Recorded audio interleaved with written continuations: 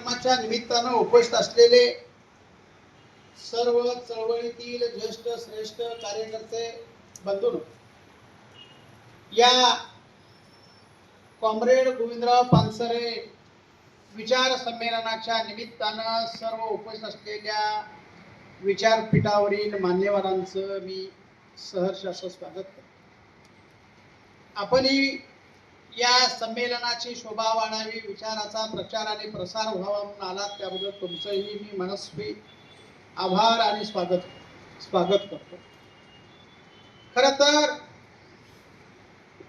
हा देश संतांचा, हा देश महापुरुषांचा, आणि ही भूमी संतांची महापुरुषांची असताना अलीकडच्या काळामध्ये या देशामध्ये, प्रामुख्याने या महाराष्ट्रामध्ये जो का नंगानाच सुरू आहे, त्या नंगानाचाला उत्तर देणं काळाची गरज आहे.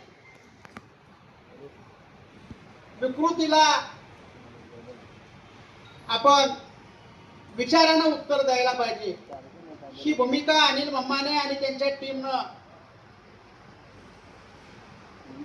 मनामध्ये घेतली आणि त्या भूमिकेशी बांधील राहू त्यांनी पहिला टप्पा म्हणून मानवतावादी सांस्कृतिक चळवळीच्या वतीनं हे कॉम्रेड गोविंदराव पानसरे विचार संमेलन आयोजित केले. खरं तर एक गोष्ट लक्षात असायला पाहिजे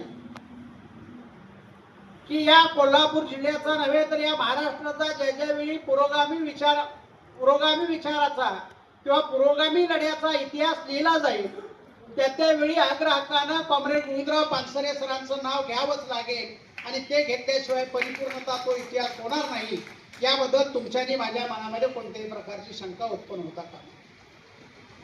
रस्त्यावर लढत असताना वैचारिक मांडणी सुद्धा, वैचारिक देण सुद्धा देण्याचं काम कॉम्रेड गोविंदराव पानसरे अण्णांनी केलेलं आहे आणि त्यांनी दिलेल्या विचारावर तुमच्यानी माझ्यासारखे कार्यकर्ते निर्माण झालेत. अनिल सारखे, कपिल राजहंसासारखे आणि इतर विचारपीठावर बसलेल्या सर्वांच्या सारखे कार्यकर्ते निर्माण झालेले आणि ह्या निर्माण केलेल्या कार्यक्रम म्हणजे कारखान्याला खऱ्या अर्थानं गोविंदराव पानसरे साहेब असं नाव.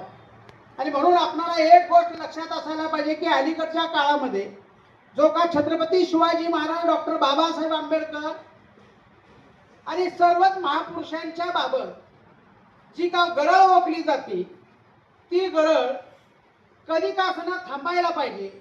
ती जर का गरळ ओकायची थांबली नाही आणि त्याला जर का आपण उत्तर दिलं नाही तर निश्चितपणानं या गरळीचा एखादा ती इतिहास निर्माण करतील आणि मग संदर्भ म्हणून देतील.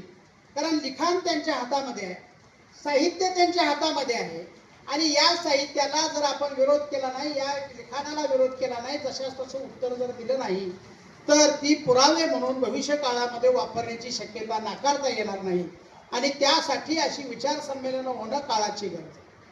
आपल्याला एक गोष्ट लक्षात असायला पाहिजे की अलीकडच्या काळामध्ये शिवाजी कोण होता या पुस्तकावरून जो वाद सुरू झाला तो का आत्ता सुरू झालेला नाही. हा वाद साधारणतः भगतसिंग कोश्यारी, राहुल सोलापूरकर, प्रशांत कोरटकर यासारख्या सगळ्या विकृत बुद्धीच्या लोकांनी हे वाद सुरू केले.